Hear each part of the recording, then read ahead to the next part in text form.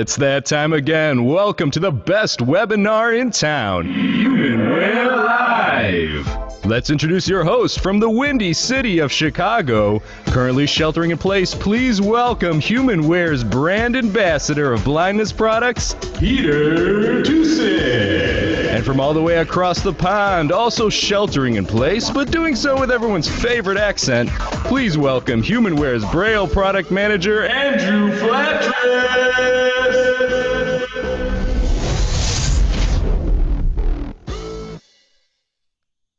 Hey everybody, how's it going, Andrew? I'm good. How are you? I'm fantastic. I feel so refreshed. We took Tuesday off. We were getting lackadaisical.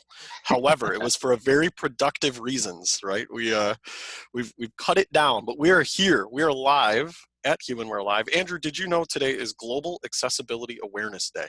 I did indeed. Wow. I tried to sneak one in on you, but you were just aware. I You were knew aware that. of everything. Welcome, everybody. We're glad you're here. It is Thursday, May 21st, for another episode of HumanWare Live. I am Peter Tusick, brand ambassador of blindness products for HumanWare, and with me is our good friend Andrew Flattress, who is the blindness product manager for HumanWare.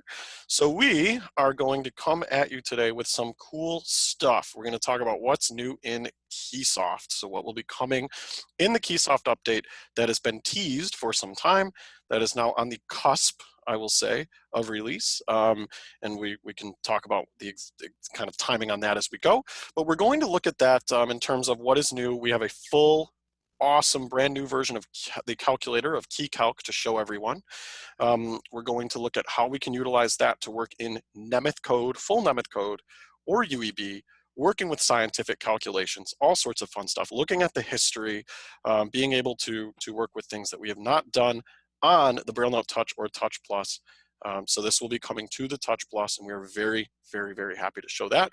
We'll also toss it over to Andrew to go more in-depth into the learning tables, which we have talked about, and actually looking at a curriculum and kind of how the learning tables tie into teaching or teaching Braille or growing with your device. So being able to utilize those tables to learn contracted Braille and go from uncontracted to contracted in sort of a step-by-step process following a curriculum.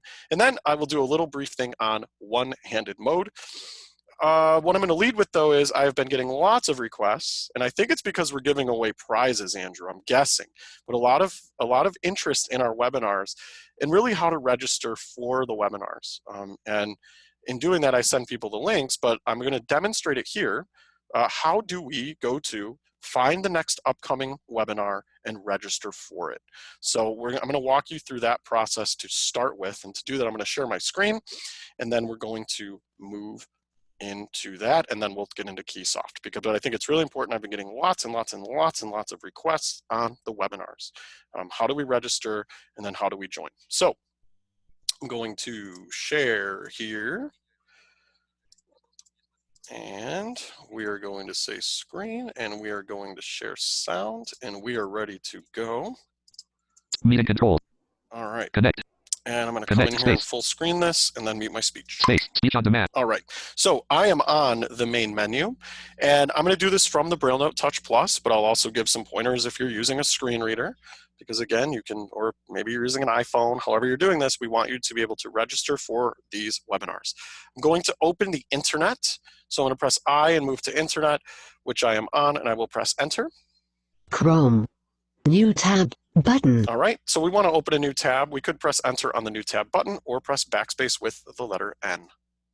And at this point, I'm in a new tab. I am going to press enter with O to come into the address bar. Search or type web address edit box. All right, everyone's favorite website, www.humanware.com.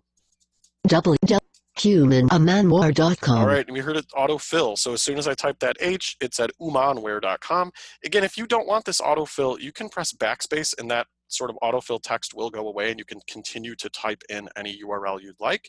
I have www.humanware.com. Progress 70%. 80%. I pressed enter and it's loading. HumanWare. All right, so again, I pressed enter. The page is loading. I'm on the page. Now, if you're using a screen reader, you might want to, let's just say you're using JAWS or NVDA, you might want to open a links list or an objects list and find the support link. Here, you could press the letter L or do all sorts of things to get down to support, but the quickest way to find something you're looking for is just to search for the text on page. So I'm going to press space with F as in find, space with F as in find. Live. Selected. Find in page check box. All right, and Live. it's the word live. Computer Braille is required. Is what is currently in my box, which we will search for in a moment, but I want to search for support. We want to move to the support link. FUPP result 1 of 4. All right, I type in support and press enter. Support. Link. And it moves me right to the support link. Again, if you're using a screen reader, you might want to go into a links list. If you're using VoiceOver on an iPhone, use your rotor, find links. You can also search for text on page. Anyway, just as long as you get to the support link, press enter. Progress bar. Or double tap if you're using an iPhone. 80%. HumanWare. Home. All right, and this is our support page. This is where we find all information on all of our products, video tutorials, written tutorials, user manuals, software downloads, all of that. We're going to come to the very first piece here. There is a HumanWare Live link right on this page where all of these episodes are archived, both blindness and low vision, and you can also see what's upcoming. I want to search for live. Again, I'm going to press space with F as in find. Support. Selected. Okay, I just pressed delete, or you can just start typing because again, support was in there previously because that's what I had searched for last. I'm going to type in live. LIV. Press enter. Result HumanWare Live Webinar Series. Link. All right. HumanWare Live Webinar Series. Pressing backspace and enter to make it stop talking. We heard that it brought me right to the HumanWare Live Webinar Series link, so I'm going to press enter on that and be brought to all of our live webinars. Progress bar. 80%. HumanWare. Home. Low vision aids for macular degeneration. All right, I am now on the page for our archived webinars. Now, this is where you can find all of the episodes. Quick tip, if you're using a screen reader, we've done this properly, right? This is true Global Accessibility Awareness Day, right? To make something very usable, in addition to being accessible, it's very important to put things at proper heading levels so you can quickly jump to where you want to go. For instance, all of our archived webinars are at heading level 3. HumanWare Live Webinar March 19th. Heading 3. And again, to get there, I quickly just pressed .3, or if I'm using a screen reader, such as JAWS or NVDA, if I'm using VoiceOver on the Mac, right, you can press 3 on the number row to quickly jump there. So now all of our archived webinars, starting with March 24th, these are blindness, are going to be at heading level 3. Heading level 2 is where I would find my previous or upcoming webinars and so on. So again, quick and easy to jump to where you want to go. Just to give you a sense of that, if I'm at the top of my page, so I'm going to hit 1, 2, 3 with space to come to the very top. Top. If I press .2, I will move to blindness, past webinars. And I think I'm getting a little Wi-Fi funkiness over here with my streaming, but this is the blindness past webinars heading 2. So this would be my past webinars here. And then again, all the past ones are at heading level 3, so I could use my next thumb key and come down, or I could keep pressing .3. But if I press .2 again, I will jump to the next heading level 2, which is upcoming webinars. Blindness, upcoming webinars. Man, I'm gonna have to fix that chop, but it is a little choppy. We heard blindness, upcoming webinars, right? And this is a heading level 2, and this is where our upcoming webinars can be found. Again, you could use H a bunch of times. You could press, the number 2 on using your screen reader. You could also, if you're using the rotor, set your rotor to headings and flick down until you get here. But this is where you will find the upcoming webinars and the link to register. So if I press my next thumb key, I will find HumanWare Live Webinar May 21st. Again, the date of today's webinar, and I will also, if I come down, I have a link to register. HumanWare Live Web. Please click here to register for this webinar. Link. All right, so there's the link to register. This is where I'm going to press enter to come in and register for this webinar. So whether you're using JAWS or NVDA or VoiceOver on the iPhone or the Mac or your BrailleNote Touch Plus, whatever you're using, you can quickly get to this link. I'm going to press enter here. Progress bar. 100%. Now, webinar registration. Zip. This webinar would be closed. Edit box. First name.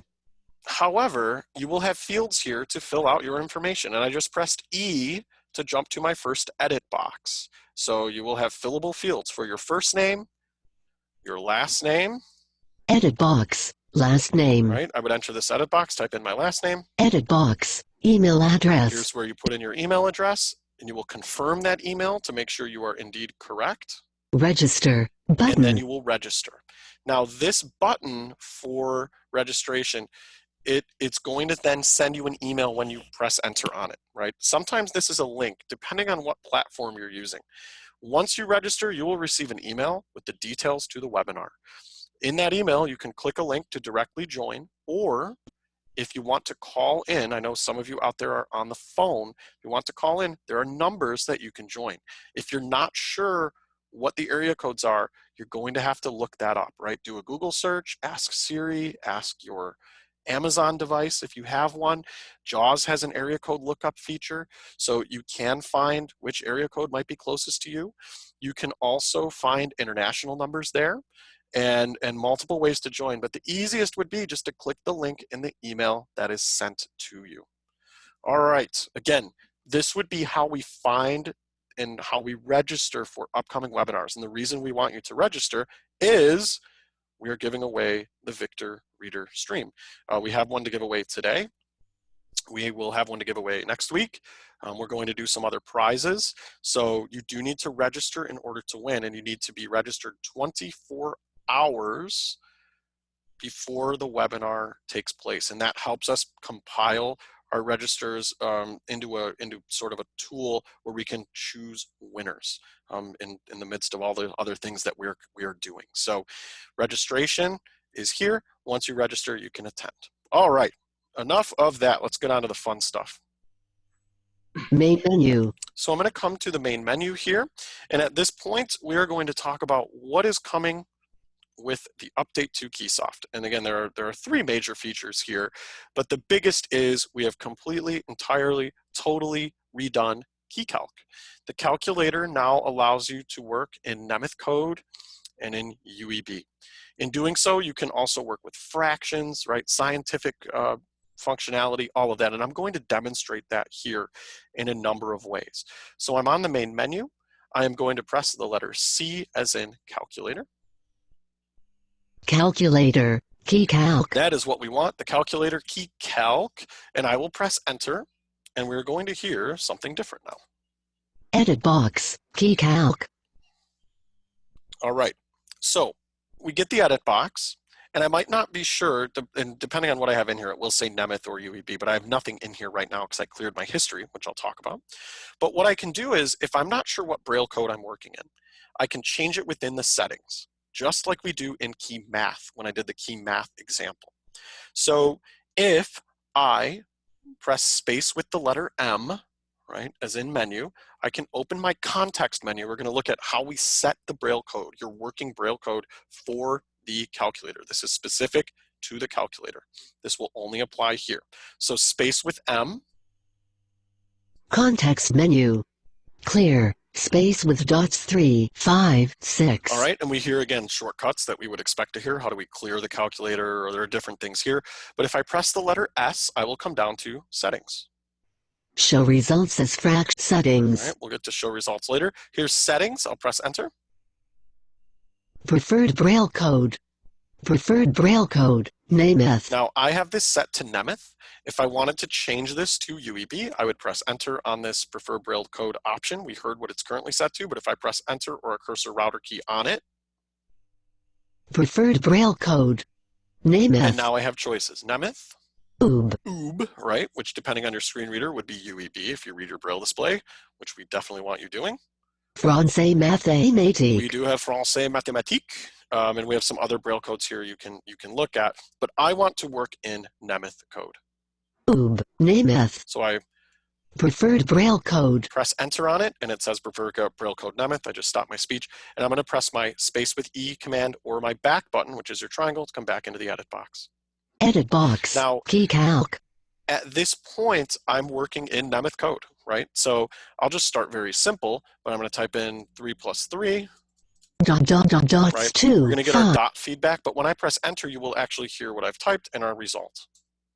3 plus 3 equals 6. And again, I did that in Nemeth code. My result is shown in Nemeth code, so our numeric indicator, and then dots 2, 3, 5 for the number 6. If I want to clear the calculator, I can press space with dots 3, 5, 6. So I'm going to do that.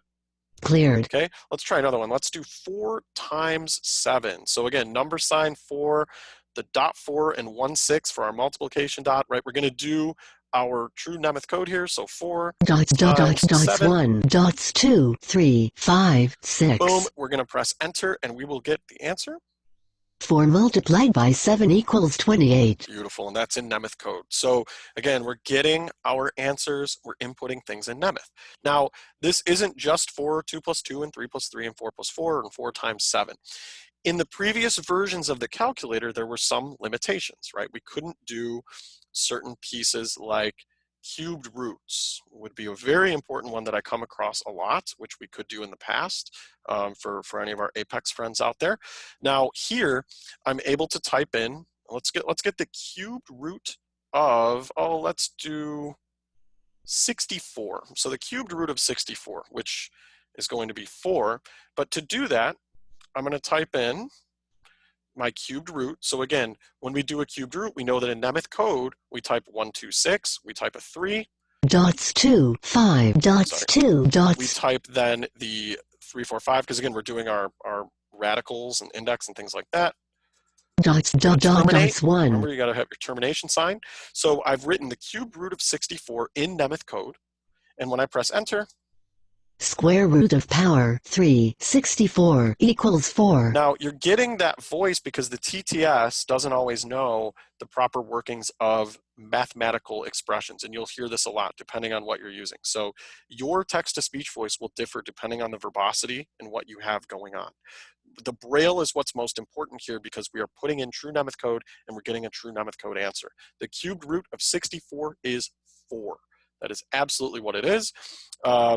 And I can do those sorts of things. You can even bring it to the next level. So if I want the 5th root, let's just say, of, let's say 55,000, I could do that. So again, the 5th root of 55,000. Again, just muting my speech. I've written the 5th root of 55,000. I press enter.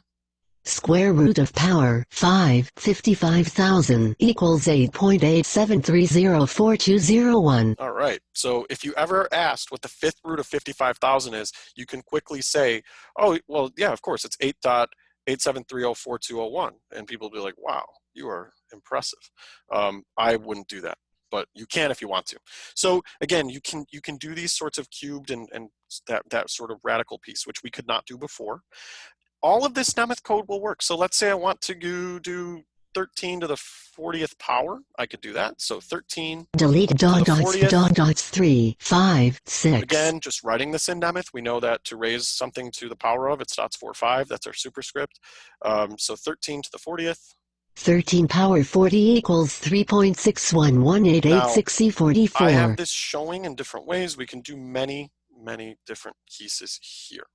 If I wanted to do something like, let's just say our tangents or our cosines, we can do that as well. So again, if I want the tangent or the arctangent, I can type that in just like I would in Nemeth code. So let's just say tangent 4. And dots 2, 5, 6. Tangent left parenthesis 4 right parenthesis equals 1.15782. All right, we get it. So we're working in Nemeth code to make that happen. All right, now what I'm going to do is talk about how do we find everything that's possible? Because I'm sure someone out there is saying, can you do blah, blah, blah, blah? And I'll say, I don't know. Because again, it is all going to be determined in the calculator by looking at the symbol selector that will tell you everything that is doable or workable here in this version of the calculator. So if I'm not sure, let's just say, much like in key math, if I wanted to do 5 pi, right, and I don't remember my pi sign or something like that, I can use the symbol selector to find that piece. So if I want to, I'm going to write 5. Dots 2, 6. All right, so we're going to do 5 pi So I want to input my pi symbol. I don't remember how to do it, and I want to figure that out. I can press backspace with dots 3, 5, and that will pull up the symbol selector for the Braille code that I am using. So if I'm using Nemeth, I will get Nemeth code symbols. If I'm using UEB, I will get UEB symbols. So again, backspace with 3, 5. Symbols list. Nemeth symbols table We're list. in the Nemeth symbols table list, and this will show me everything that's doable here in the calculator. So if I come down and I look at Numbers. operations, Operations. and I come in here, we'll see the operations I can use. Equals. Plus sign, minus sign, multiplication, divided by, percent. Just again, looking quickly at these things. So you can do these sorts of pieces, right? You can perform these types of calculations. I can also use first letter navigation here. Greek symbols. Just press G to jump to Greek symbols. If I press enter, I Greek would come into my Greek symbols. symbols, Pi. and I see the pi sign. And again, you remembering from when we looked at key math, you will see the tab symbol. So 1246T is in tab, and then you're going to get the 46P. If I press enter, it will input this into my calculator. Edit box. End of field. And I've put in 5 pi. End of field. If I press enter, KeyCalc. 5 pi equals 15.707963. all right, and that is shown in my Nemeth code, right? So it's showing 15 point whatever we have.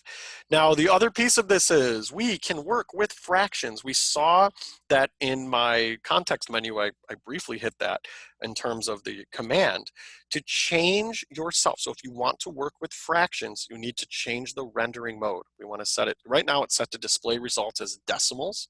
If we want to change that to fractions, we need to press enter with G.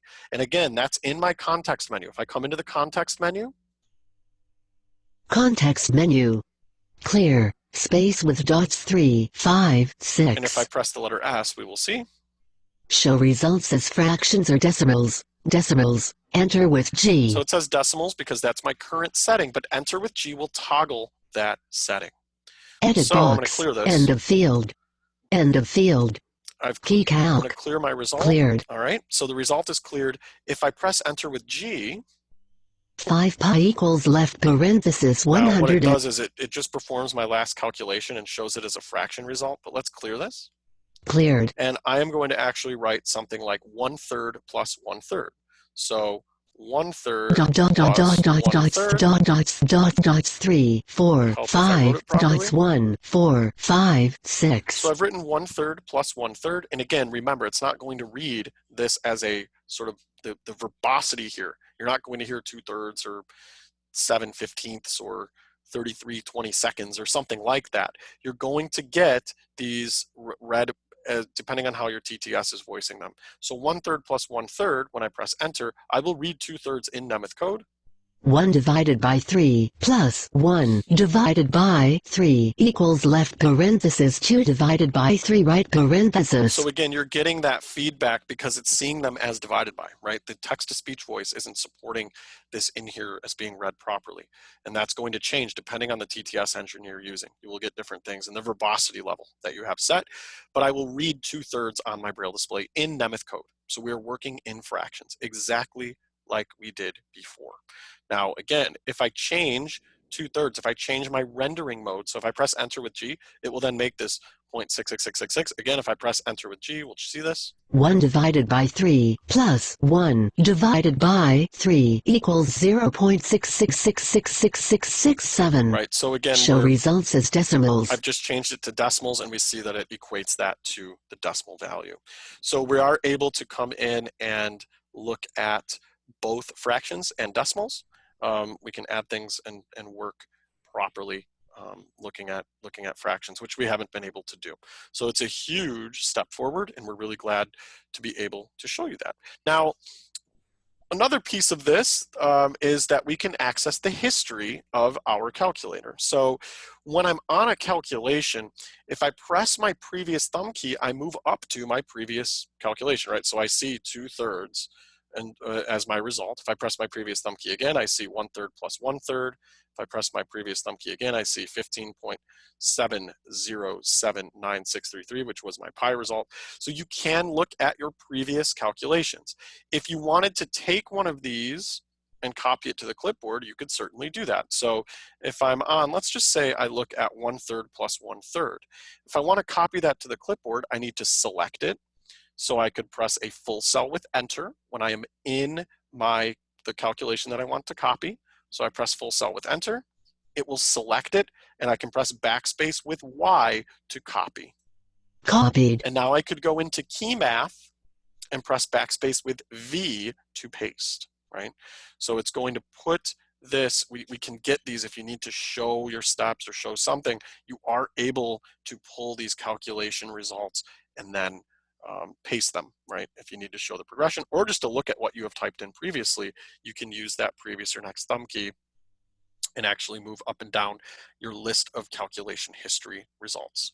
To clear your calculation history, it's in the context menu. So if I press space with M. Context menu.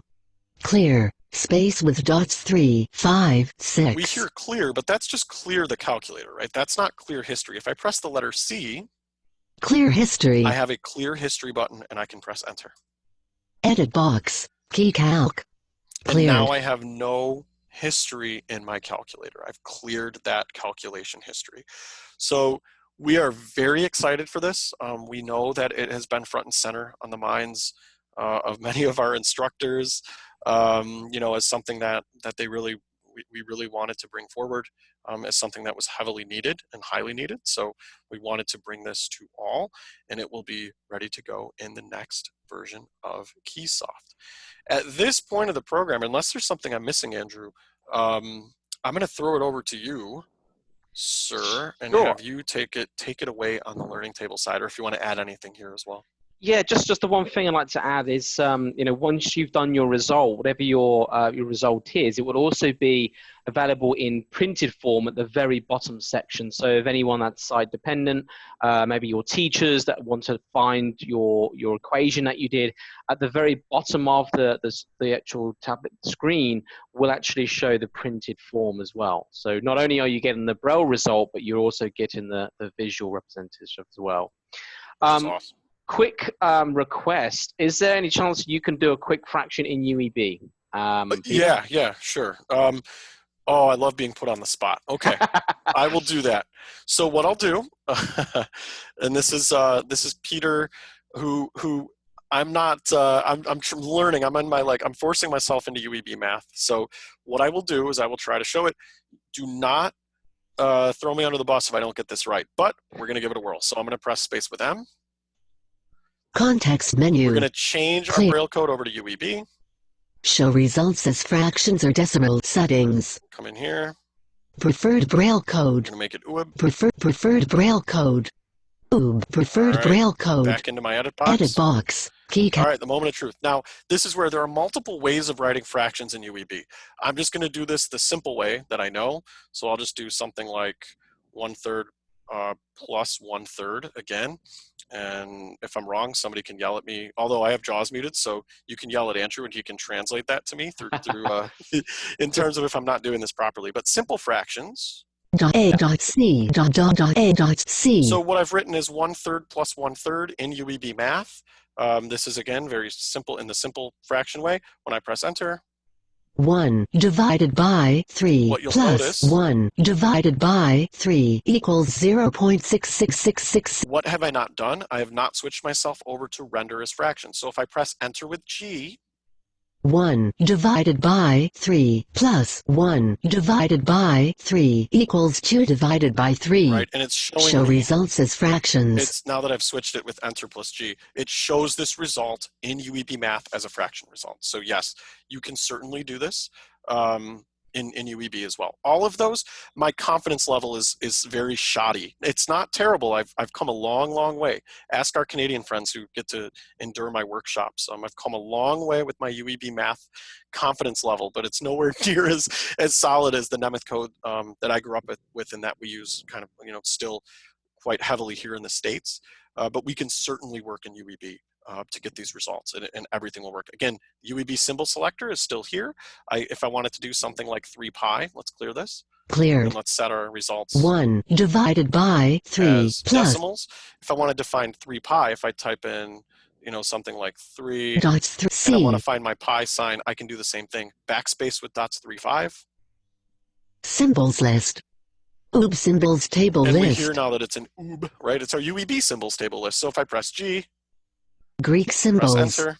Pi.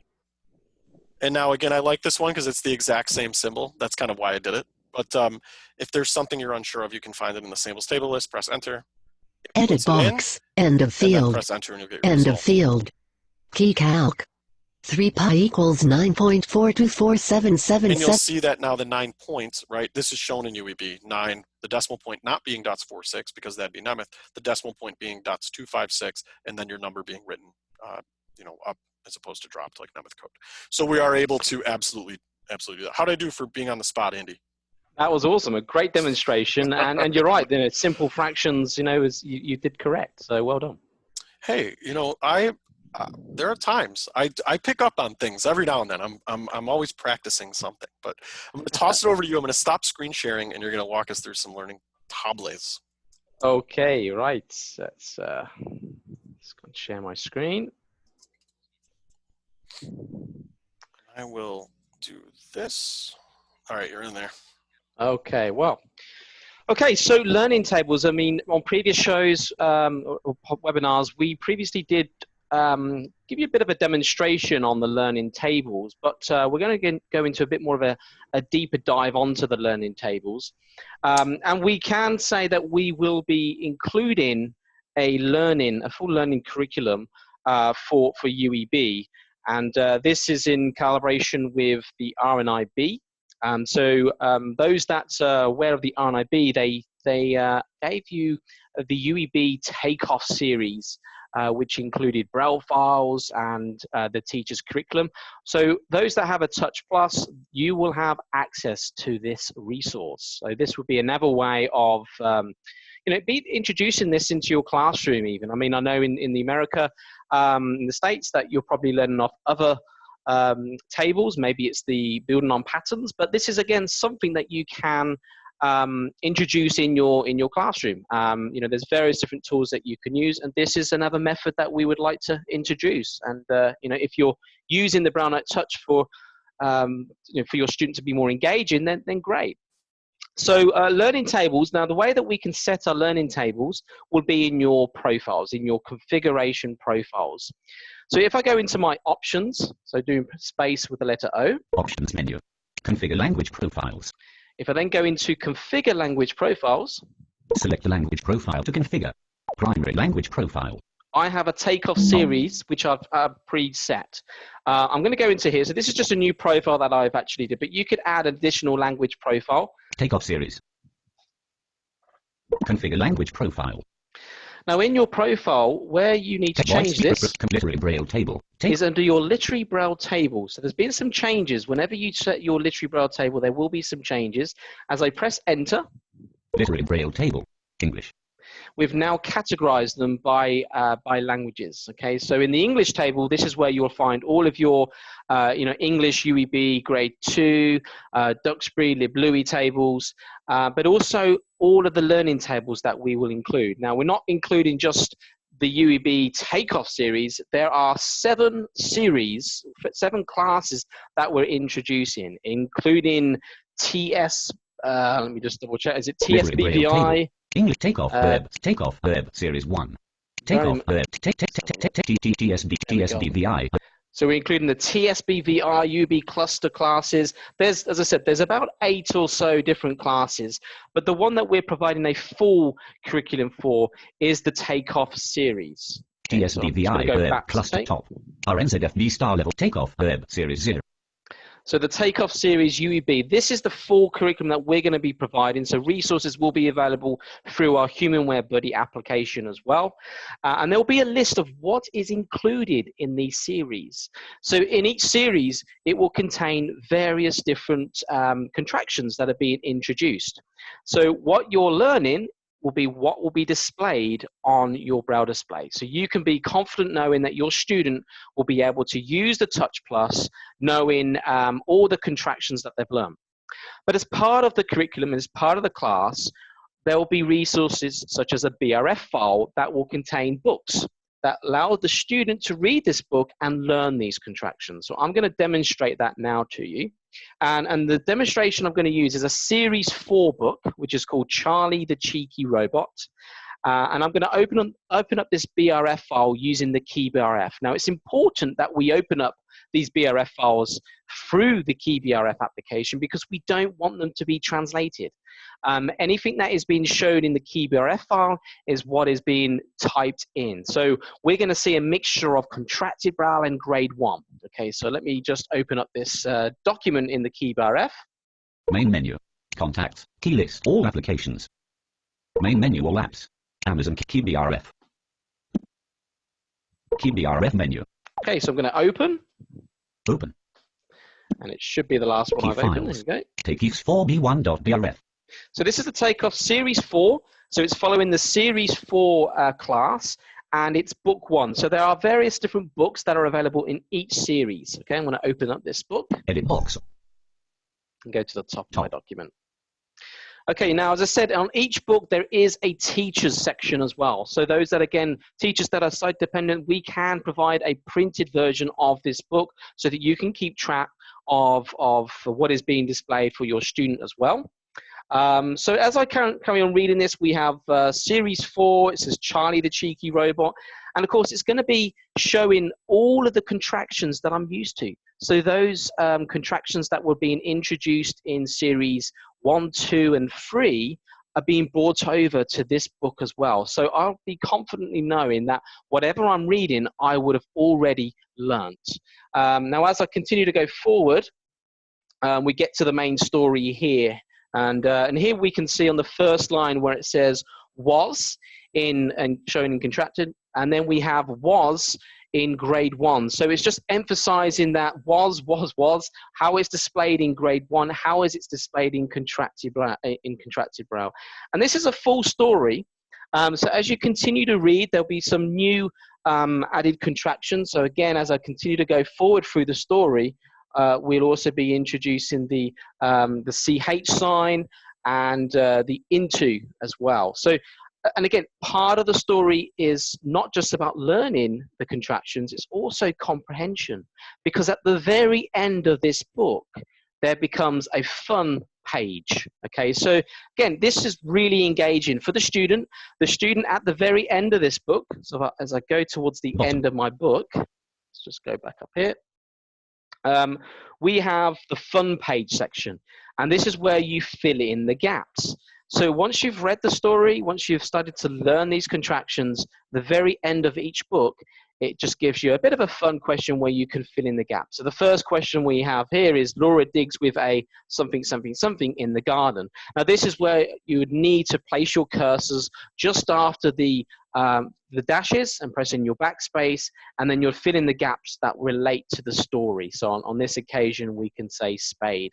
Now it's not always the case that the gaps that you're filling are actually associated to the contractions that you've just learned. It's just a bit of a double learning curve. You're also learning comprehension, but also learning contracted Braille at the same time. Now, once you've fully learned the whole book or series, then that's when you'd want to change your tables. So you'd go from Takeoff Series Level 3 to Takeoff Series Level 4. So then whatever you're reading, is obviously what you've previously learned. So this is a really, I'm really looking forward to actually getting this out there to introduce it into schools, and very much would love to hear your feedback on this. And again, just to showcase, I'm going to switch over now to one of my Takeoff series. So let me just go back to my main menu. Main menu, contacts, key list. I'm going to quickly show my Braille display. Options menu. Select configure miscellaneous settings. Miscellaneous settings. Visual Braille output. Not ticked. Ticked. Okay, so you should also be seeing what I see in my Braille display. Main menu. Contacts. Key list. And I'm just going to go into one of my Takeoff series learning Options table. Menu. Miscellaneous keyboard. Select configure language profiles. Select the language profile to configure. Takeoff series. Configure language profile. Complete Braille table. Takeoff Web Series 3. So here it's set for Literary Braille Table, which is Takeoff Series UB free. So at the moment, when I switch to this profile, which is going to be a different voice, all of my Braille settings will relate to Series free. Okay, so let me go back to my main menu. I'm going to press my key list. Enter with L to change my language profile. Takeoff series. Okay, and now you'll hear the nice American voice, and it says the Takeoff series. This is the profile that I created, and it's now following the Takeoff series level 3. Just to prove you, if I go to all applications, we can see under all applications that the TIONs is not being introduced. The TIN, the Sean, does not get introduced until later on in the series. I think it's on Series 5. So when I change that series table to Series 5, that's when I will start to see on my Braille display the TION sign. Okay, so as I said, what you learn is exactly what you'll read on your Braille display. Did I miss anything out, Peter? Andrew, no way, man. This is spot on. This is perfect. And there was a couple questions that just popped in that I was looking at. And one was, do we have this for other languages like Spanish? And to my knowledge, these tables, these learning tables, again, these are coming from curricula, I should say. And these are specific to English right now. If somebody has full learning tables that they're aware of for these types of learning tables for another language, please let us know, and we can certainly try to introduce them as we move forward. I don't know of any other, maybe there are teaching tools. I know these are built into Duxbury, and that is kind of where we pull our Braille tables. So yes, exactly. There are other tables that are available. I mean, for example, I know that the Building on Patterns in America, there's also another one in Australia. Unfortunately, it's not available in Duxbury or any LibLouis table format. So with Refreshable Braille, they rely on the Duxbury tables or the LibLouis tables. There isn't any other that I'm aware of. Of course, this is embedded into Duxbury. So if you have got Duxbury, take a look. It's under the Learning Tables. You can do exactly the same. You can create your documents, and you can then emboss all of your documents to the equivalent learning table that your student is reading at this stage. Right, and same thing for Arabic, for anything. If you are aware of learning tables that are part of the Duxbury, Braille tables or LibLouis tables that follow a particular curriculum, let us know, and we'd be happy to introduce those. All right. What I'm going to do you have the text version, Andrew, on the PC? Did you pull that up, or do you want to leave it here? Yeah, I'll just give you the text version. Let me just share my screen of the so you can see text where that version. Kind of what that would look like for the teacher to follow along in a way. Yeah. So at the moment, the text version is purely in a TXT format. We're still not sure whether we'll provide it in a docx, but let me just share my screen, and so I can show you the text file. So on the text file here, we've got the series 4. As I said, it resembles exactly what the student will be reading. We noticed that there is was. The capitalization in was is indicating that is what's going to be spelt in grade 1. So those on the teacher's curriculum, on the teacher's documentation, the was that's going to be in grade 1 will be capitalized, but this capitalization will not go through to the BRF file. Okay, as I said, the BRF file, all of these resources will be available from HumanWare's website, and will be available for everyone, not just UK. And as of course Peter pointed out, it is steered towards the British language, as we can see, is mummy instead of mom. But it's just something really I think we can introduce to students in our lessons, because it can be engaging. I mean, certainly I really love the fun page at the end. It really sort of shows if the student has actually understood what they're reading, and then of course showcasing event, go to webinar. Also showcasing whether or not they've learned the contractions as well. And it's a great curriculum, and I think you'll find that because it deals with the comprehension, and every lesson, as it should, will only incorporate in the story will only incorporate contracted Braille up to that level, and then it gets progressively more ingrained. So it is just another tool that we will be able to offer in conjunction with these learning tables should you not have access to a UEB curriculum. And that's, you know, what we're looking for. Okay. All right. So I'm now going to hand it over to you. Hand it over to me here. Okay. I'm going to do a little sharing. And we're going to do this. You do that. All right. Started screen share. Meeting controls. All right, I'm going to mute my speech. Let's come back Connect. and connect. Connect. Meeting controls. Sorry, everybody. Connect. JAWS Professional. Leaving meeting. Connect. Connect. All right, there we go. Now, what I'm going to do Speech on demand is talk a little bit about one-handed use. So we are introducing one-handed mode on the Touch Plus, which is fantastic. We had it on the BrailleNote Touch. We've had it on all of our BrailleNote models up through the Touch Plus, and it just had to catch up, and we are so glad to be able to have it in this upcoming version of KeySoft. So to get one-handed mode, I know I briefly talked about this, but just as a refresher, to turn it on or to invoke it, what we need to do, so I'm on the main menu, and it doesn't really matter where you are. I happen to be on the main menu right now. If you press and hold Enter, so .8 being your right pinky, with the action button. So the action button is located on the right edge, the right face of your BrailleNote Touch Plus. It has a little dot on the button as well. This is what we use when we're in KNFB Reader to take a picture. It's also what we use to play and pause in Easy Reader Plus. But if we press and hold Enter at the same time or simultaneously with the action button for about 4 seconds, what we get is, it would help if my speech was on, so I'm going to turn it off and back on because nobody heard that. So let me demonstrate this. I'm going to turn my speech on. Speech on. All right, and now let's hold down Enter with our action button and we will hear what happens. So I'm holding it down. One-handed mode activated. While holding down Enter, press and hold the action button to deactivate. All right, we heard how to turn it off, so the exact same process will turn this off. Now, when I'm in one-handed mode, if you're a one-handed user, you know that you enter your commands and you end with the space bar. So you enter your commands and you end them with the space bar. So if, for instance, I wanted to press the letter B to move to the Braille terminal or press the letter A to move to all applications, I would press the letter I want. So I've just typed A and then I press space and it will input an A here. And what will happen is I'll be brought to all applications. Now, if File Manager, Key Files. if I am wanting to get, let's say, the internet, I can press space after the letter I, right? So 2, 4, and then space, and I'll jump to the internet, and so on. If you need to enter a command like, let's say we need to get the time, right? The time would be T plus enter.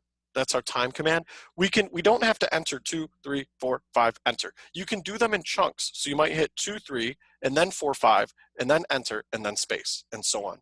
There's no right or wrong way to input those. You don't have to do them one by one by one. You can certainly do them in pieces, in chunks. What you can also do, if you need to enter a command that contains the space bar, because again, when you hit space, it actually brings you to where you want to go. In this case, if you wanted to press, let's say you wanted to go into the options menu, what you would do is you would begin that command with the space bar. So in order to press space, you would hit space twice. So if you're performing a command with space in it, you start that command with the space bar. So you would do space 1, 3, 5, and then you would actually go into the options menu once you pressed space again. Which I Options just did, menu. right? So Configure I got there, language profiles. I got there by pressing space 1, 3, 5 space and so on. So you can easily perform all commands throughout KeySoft, right? Anything we talk about here in terms of how to move around, first letter nav, all that stuff, you can perform with one-handed use. And this has been no change in the kind of the methodology behind this has been the same since the year 2000 when the original BrailleNote was launched. So this one-handed mode sort of works in that vein, and it will carry over to the BrailleNote Touch Plus.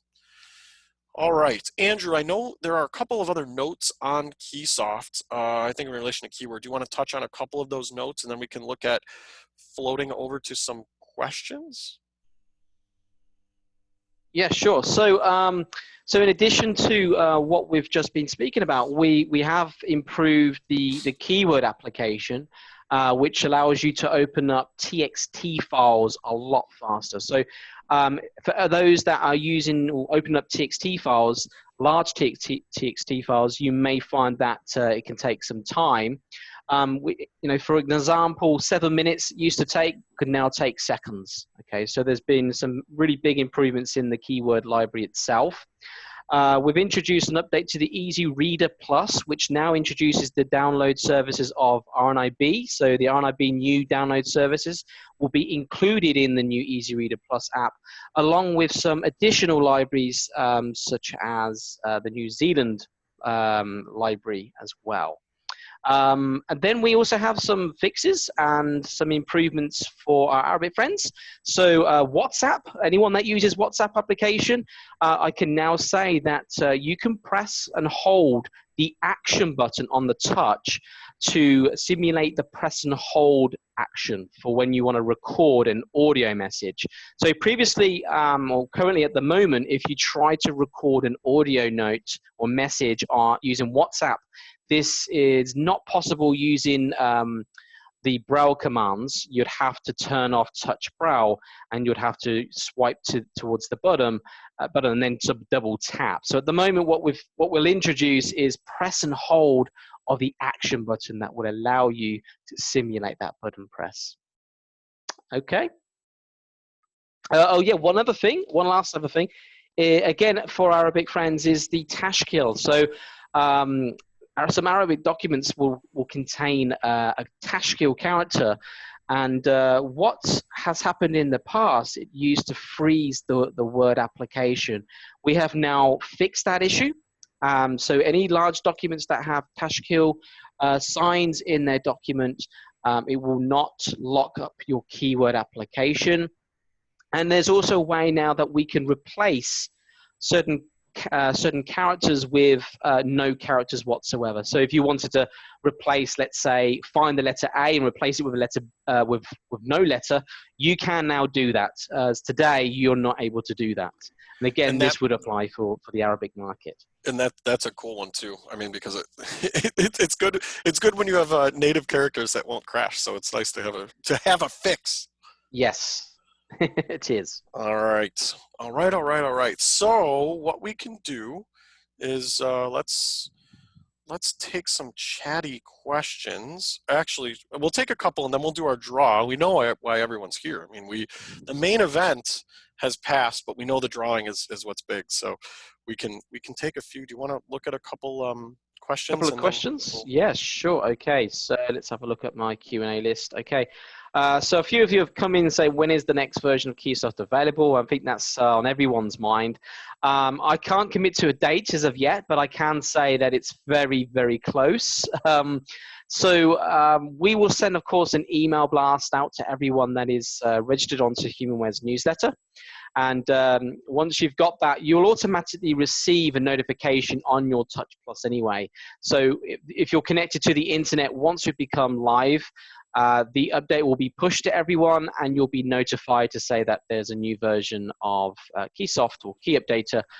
Please update. Right, and that's done. What's important there is it's done through Key Updater, not done through the Android system where we've had to go previously. This is through Key Updater.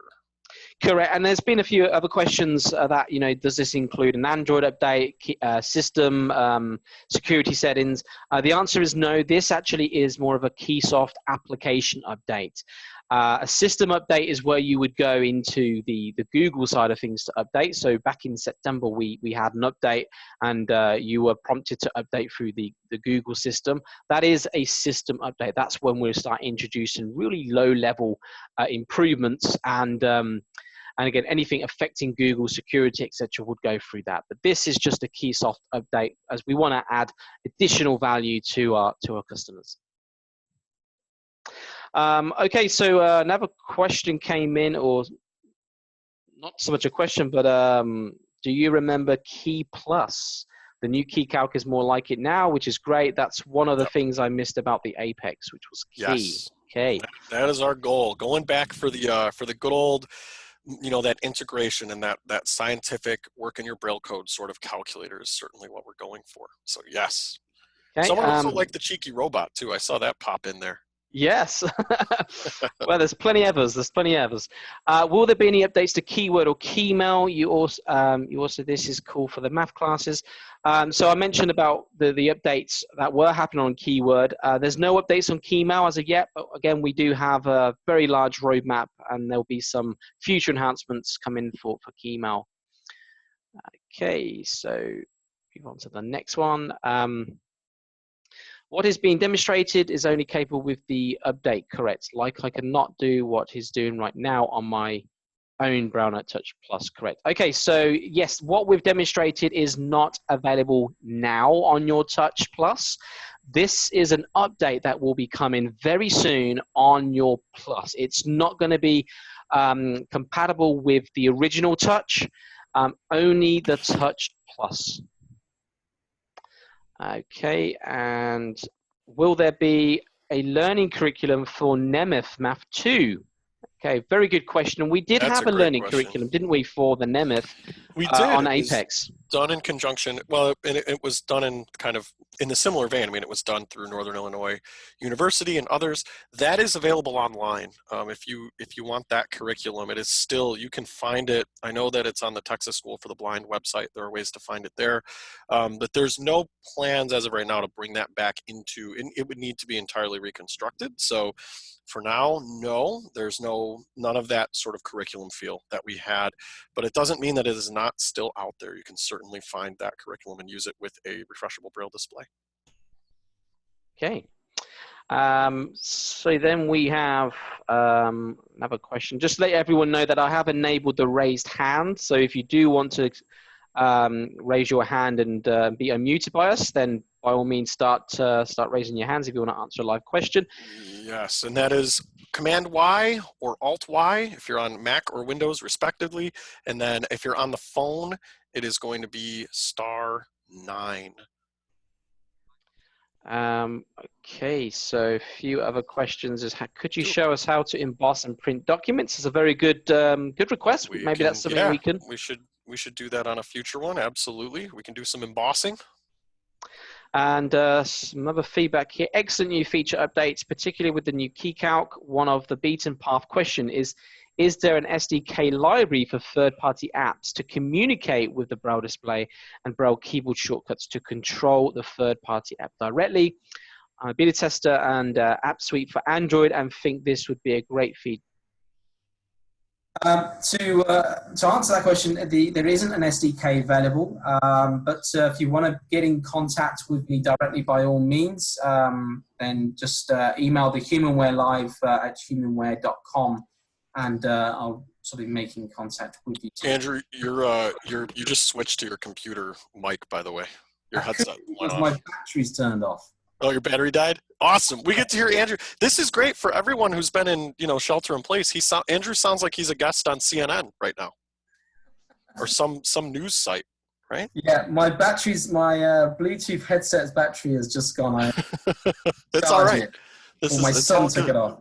Okay, you can hear me okay though. Oh yeah, you're fine. You're fine. Okay.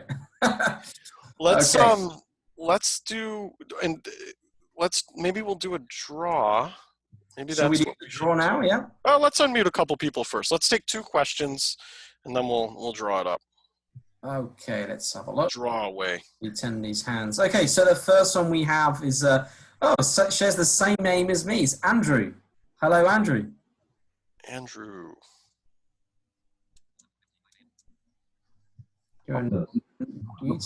There we go. All right. Hello there. How's it going? Hello there, Andrew. Hi, Andrew. Thanks. It's a pleasure to be here. My first time. I'm sorry I sent you a question and to do with the Trek, and I thought it was to do with anything to do with HumanWare. But anyway, can it do both grades of Braille, as in grade 1 and grade 2? So on the Touch, yes. So the Touch Plus, you can select your preferred Braille code. So if you just know grade 1, you can. Yeah.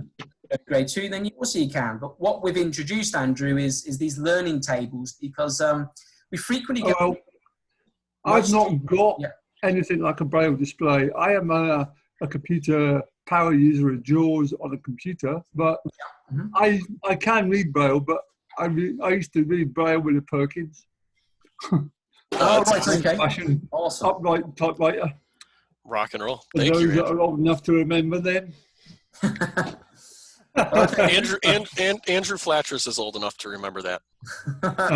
Don't give away the name. It will do either Braille grade, so you can certainly customize your language profile. So thanks a lot, Andrew. Let's do another one, Andy. Can I just ask another quick question before you got to go? Sure. Yep. How much does it cost? The BrailleNote Touch Plus? Yes. What do you got for pounds, Andy? I'm assuming it's pounds you're after, Andrew. Is that yes, I mean pounds, yeah, because I'm in Scotland here. I'm up in Glasgow area, where I gather you're in Northampton. Yes, correct, yeah. I used to go to school. I went to school near there. Awesome. Okay. My junior school, Rushton Hall. Oh, wow, okay, yes, I do know that. Which I know it has no relevance of what we're discussing, but a small one indeed. So it depends on, so there's two versions of Note Taker. You have an 18 cell and you have a 32 cell. The 18 cell is £695. And then the 32 cell, which is probably the most popular one, is it's got more Braille, is £4,495. Okay. That's with a touch. So if any of you have got an existing touch, one of the original touches, then we're also offering a Touch Plus Boost Up, which basically allows you to update your existing touch to the Touch Plus. So again, if that's something of interest to you, then please get in contact with our local sales team. Rock and roll. All right, let's knock them down. We'll get our drawing going on. Okay, so should we answer another few questions? Let's do it. Okay, we have Darren Dyson. Darren is on. Mr. Darren. Hello, Darren. Just press Control and A on your computer. Yep, if you're muted, there's an unmute button. There we go. Hello? All right, there you go, Darren. You're on, dude. So with the key math or KeyCalc, did you type in standard Nemeth? Yes, I typed in standard Nemeth code. So when I was doing 3+3, I was doing my numeric indicator and then 2, 5, 3, 4, 6, 2, 5, right? So anything I was working in just typing standard Nemeth, and you'll get standard that Nemeth code answers. Your speech is what can get funky depending on the verbosity and the TTS you're using. Oh, okay. Thank you. Thanks, Darren. Thank you. Okay, so next one we have is Clayton. Clayton, welcome to the show. Can you guys hear me? We sure can. How's it going? Pretty good. So I had a couple of questions. So I actually previously returned my BrailleNote Touch to HumanWare for repair, and I couldn't pay for it to be repaired. So I had basically requested them to go ahead and just dispose of it because I just didn't have the funds or any way of doing all that. So my question is, would I still be eligible, since I don't actually have it in my possession, would I still be able to do the boost up plan? That would be, you definitely, that's something we definitely will talk about somewhere else. Send us an email. We'll put you in touch with your rep. I mean, that's something that, really would be, I'm certain there's a way to do that. But again, that's for, we want to take that up with your sales rep or with your dealer or whoever you got it through, and we can look into that. Now, we don't want to air that sort of stuff here. So definitely reach out to us, and we're happy to take a look. Well, my other question was, because it is like with the language profile. Again, back when I had my BrailleNote Touch, I had a little issue with like I preferred using the UK English Braille code for the UEB, but by default, for math and everything else was the US literary. And for whatever reason, I would always have to switch back and forth. Like, is there a way to just use It one? sounds like your system language was set to US. So if you changed your actual system language to UK, that should all then carry over in your UK Braille and everything would match up. You need to actually go in to the Android settings and change your system language and it would match.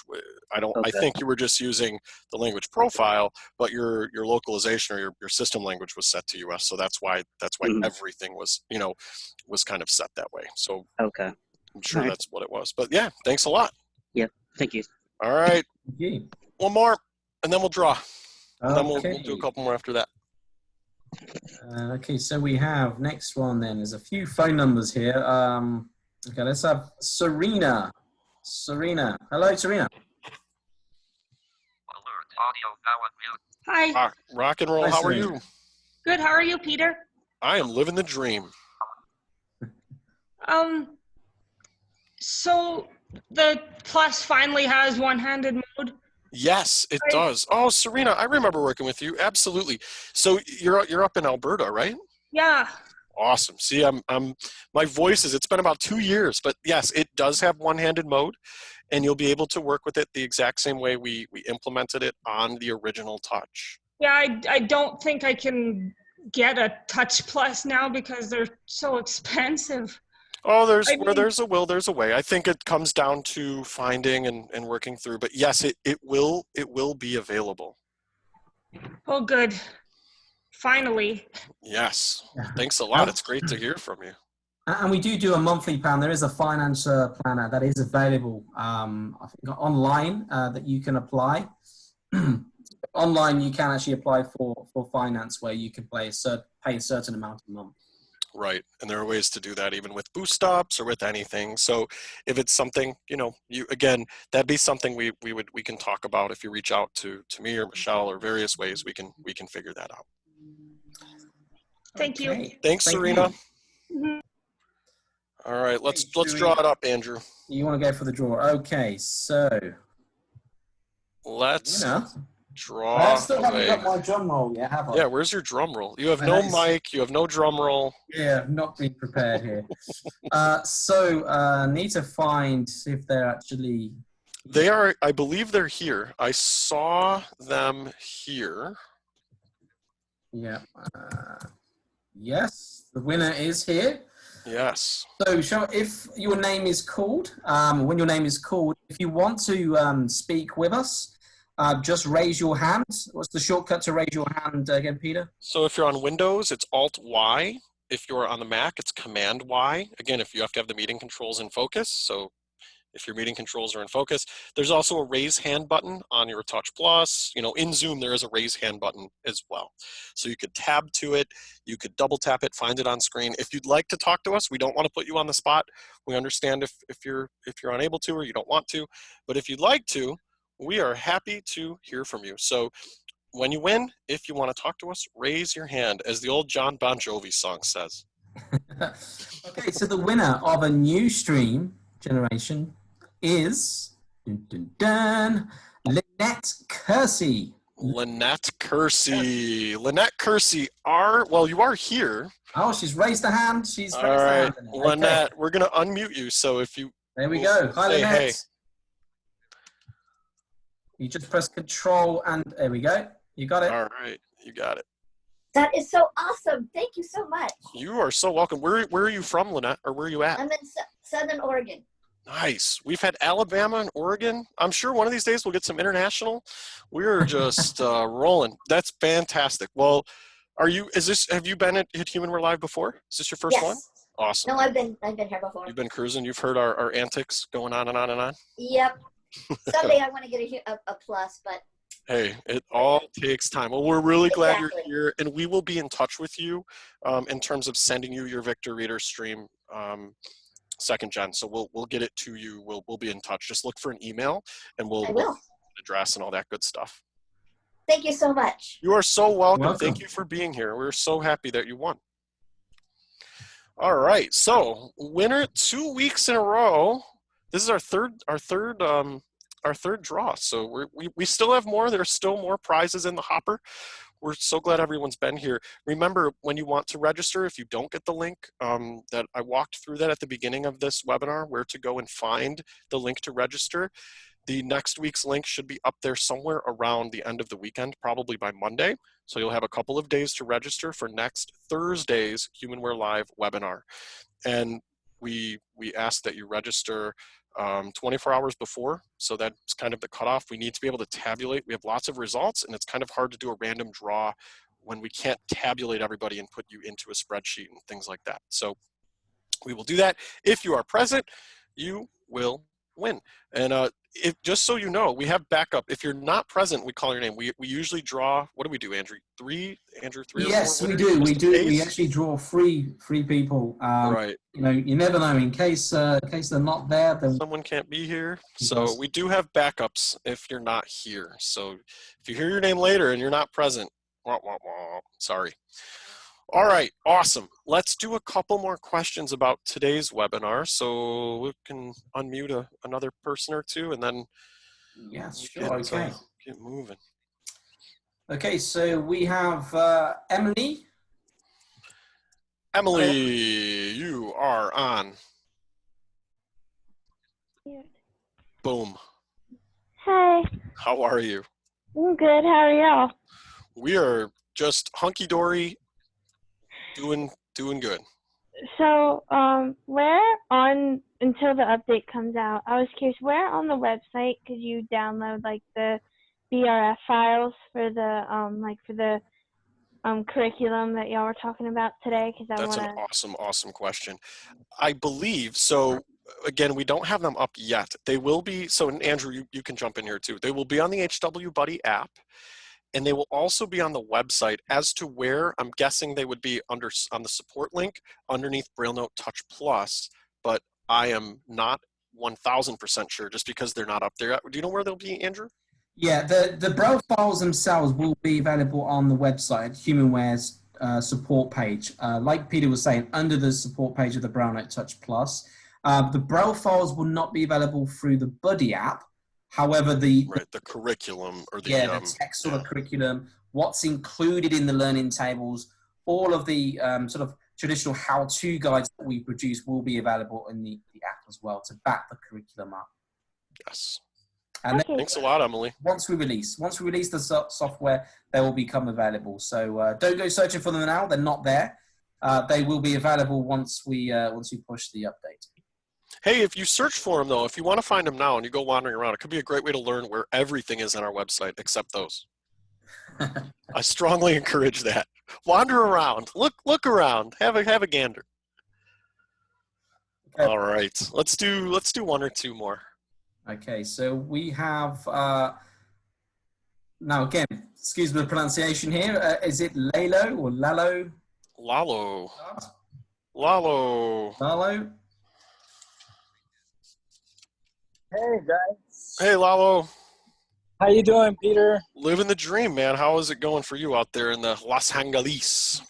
We're doing okay. We're all locked up and everything, but you know, hoping to get back into some action. Oh, so actually, we're kind of staying busy, but from home. So great. What's up?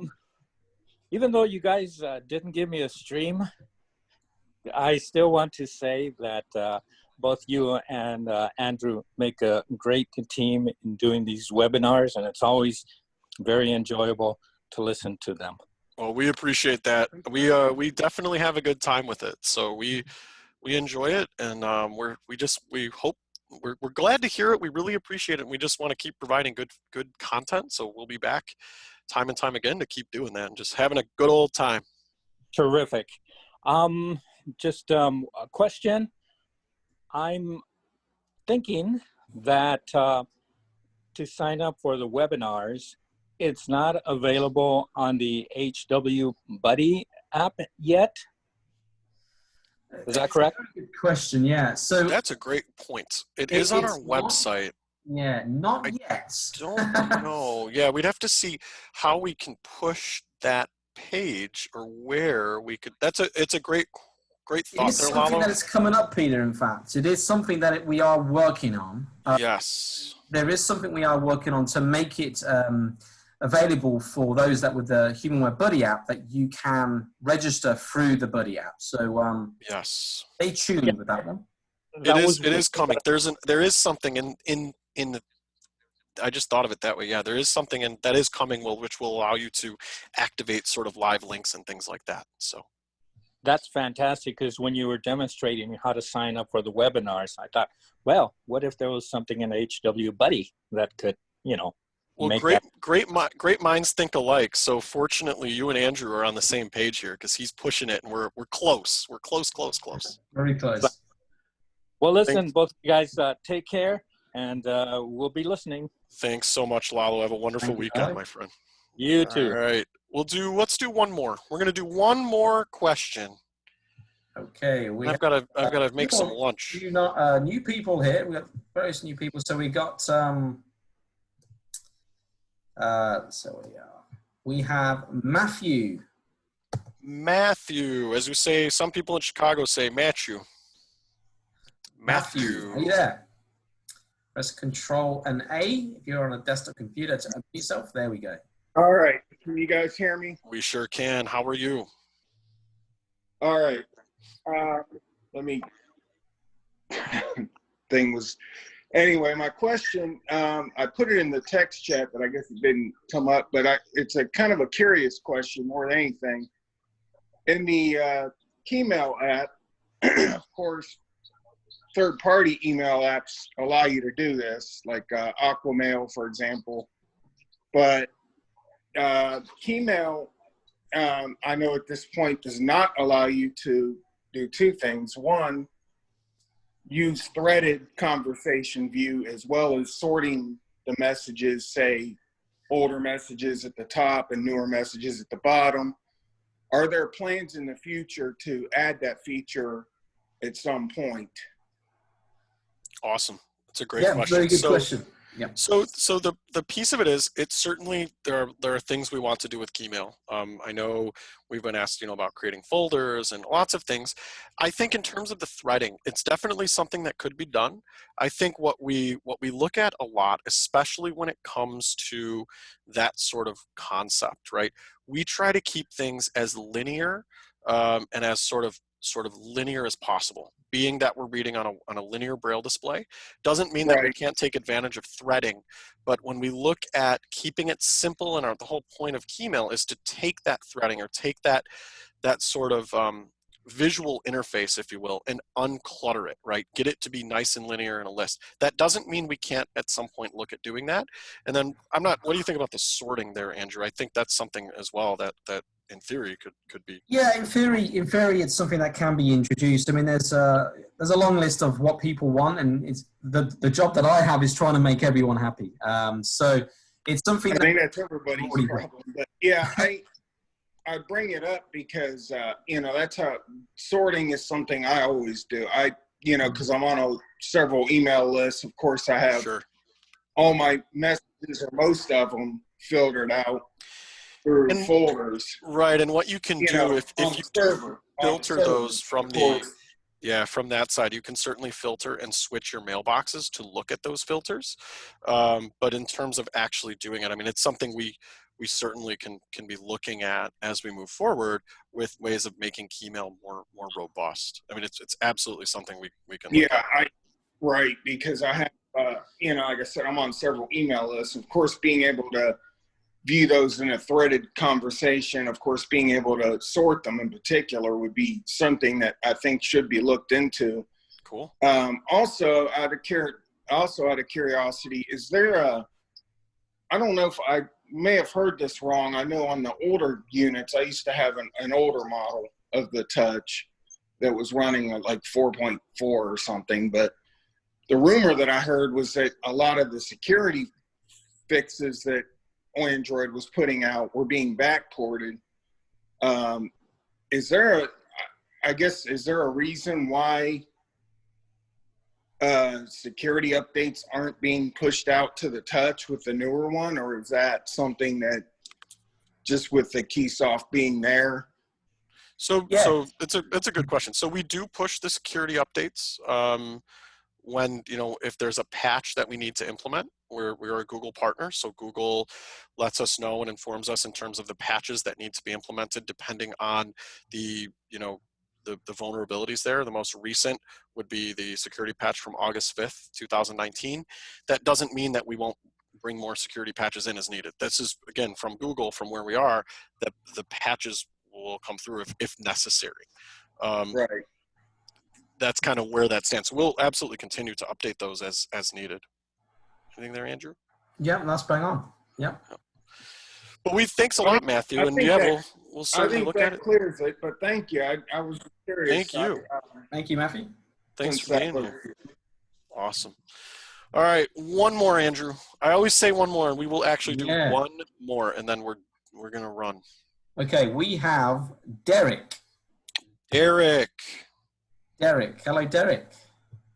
I love having new voices. How's it going, Derek? It's good. I know you discussed this like at an event I think you weren't recently at, but kind of going off topic here, is there going to be a point where we're going to see audio beacons come to the Victory to Trek yet? That's a great question, and we definitely, it is very much off topic, so try to keep things on topic, but no problem, I understand. That is something that is very much in the future. There are roadmaps and things. We're in conjunction with various places. Again, when I talk about that a lot, I talk about there are no standards for indoor navigation as of yet. It's something that Access Explorer and things, there are companies working on. So we're certainly in those discussions in many different places. You can live in different parts of the world as well and have many different standards. So it's still something that is certainly in the cards. But in terms of where it is and in its implementation, that I have no idea. But I know that it's not like we've given up on that. That is absolutely still a very much a real thing we're looking into and that we want to bring forward. We just need to work. It's not just us. We need to work with buildings and places and cities and airports. And there's so much that goes into building that kind of network and then implementing it in a way that will work for everyone, not just me or Andrew or you, but everybody in different spots. So it's a great question, but something we'll definitely look to bring in. Thanks a lot. Also, I have one more question actually. So I think you can do this on the previous BrailleNote Touch, but will there ever be a point, because like I know sometimes some of us like as students, like we would delete a file on accident and we want to say like, what if you want to recover that file, but there's no point of finding it. Will there ever be a point where the BrailleNote Touch will have that sort of function of new version? So that's a good one. So a recycle bin of sorts, there's on mobile devices, there's no real recycle bin. What sometimes your files may go into the Files app. This is on the Touch Plus in the actual Files app in the Android system. It can be very hard though. One thing I think to avoid that I think what we do when it comes to deleting files is we confirm that deletion, right? So are you sure you want to delete this file, right? You need to be certain and you need to confirm it. That'd be kind of one fail safe. But in terms of sort of an undo deletion, it's something that we don't have on the mobile side through Android as of right now. Doesn't mean that there isn't something that we could look into, just another failsafe, but I don't know about how or where we might implement that. All right. It's a great question though. All right, friends. Well, thank you everyone. Reminder that if you have suggestions for topics, feel free to send those to humanwarelive@humanware.com. Please register for next week's webinar. We want to see everyone, and you can do so through our website as I demonstrated earlier. So going to support and going to HumanWare Live, and then you will find the upcoming webinars at heading level 2. That link should be up there early next week. And topics, we need to figure those out, right, Andrew? We're on it. You need to figure that out. So stay tuned for the topics, and then we will look forward to seeing everyone. We will definitely have prizes and such. So thanks everyone for being here, and we will see everybody next Thursday. Thanks everyone. Take care.